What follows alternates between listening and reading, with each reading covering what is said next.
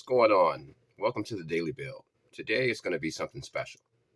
My name is Malcolm Little. You may know me as Malik El Shabazz, or maybe you know me as Malcolm X. Today, I'm going to take over the show.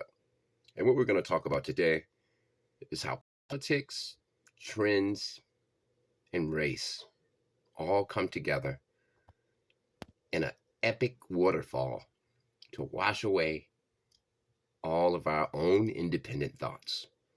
Take a look at this video and then catch me another. Now you got the NBA come out and everybody wore a shirt for one day. They wore a shirt and it was gone. It was over with. So y'all keep talking about this big business. Yes, I get it. When it comes down to numbers, you keep saying that. Now all of a sudden they got to talk about Russell Wilson. They got to talk about Deshaun Watson. Two people. Okay, now ignore everything you heard in that video except the part about one day. One day. Okay? Okay? Now, listen. Benjamin, he's the guy who runs this channel. A few days ago, he uploaded a video called Robert Mugabe's War on the Zimbabwe Farmers of European Descent. Now, that sounds like an oxymoron because Zimbabwe is in Africa. How can a European be African? But Europeans are African because these Europeans have been there for over 600 years. Some have been there for over 2,000 years. So, if you don't know any other land, African land, if your grandfather and his grandfather, your grandmother, her grandmother, had only lived in Zimbabwe, they may have immigrated from Europe maybe 10,000 years before that. Hey, you're an African, right? You're just of European descent. Now, in that video, Benjamin cleverly showed you what we call a juxtaposition. Juxtaposition means something that you don't expect. And in this sense, white people were visitors in a black land, and they were being discriminated against. Now, in that video, Robert Mugabe felt pressure by his people, his black Africans, his black Zimbabweans, to perform.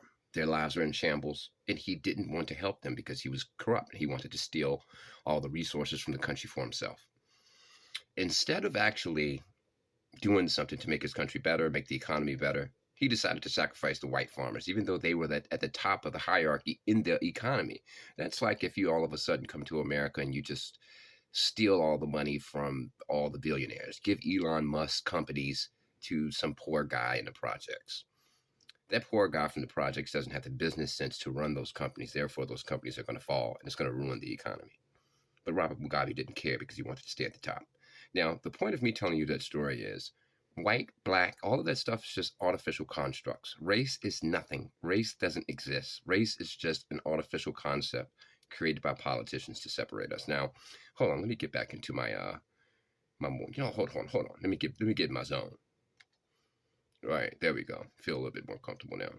Now, listen. What I want to explain to you is, haven't you noticed that politicians play the game like football? You root for the Republicans. I'll root for the Democrats. The Democrats fight for the blacks. They fight for the Mexicans. Even though Mexicans really support Republicans, if you look at the statistics. After you watch this video, go Google who do Mexicans support the most.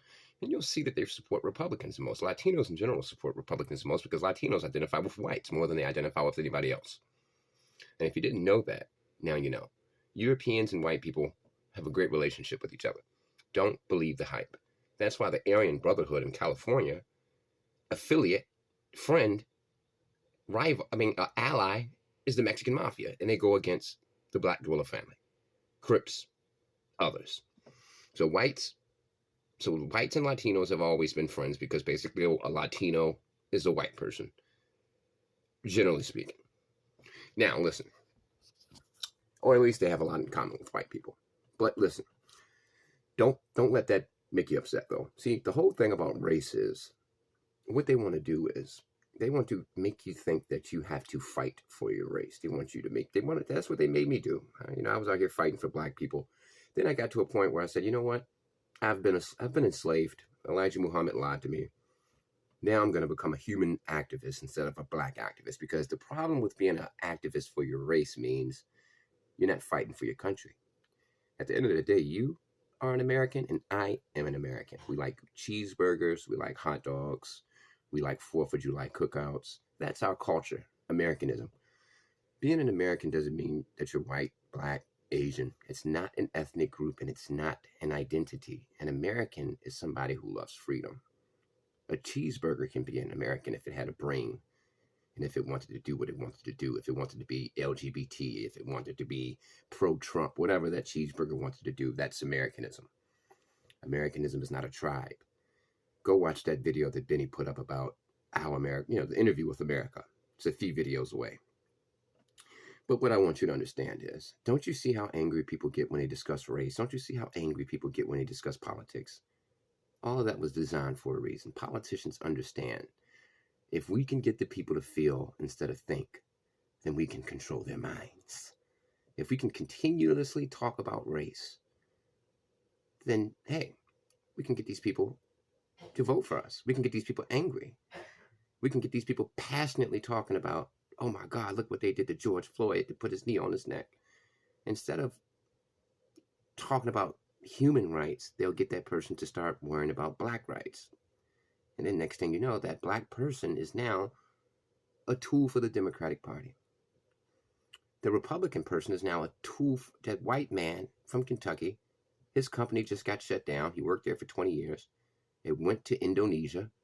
He's upset. He's mad. He doesn't have any money. And guess who he's blaming for all his problems? Mexicans and black people.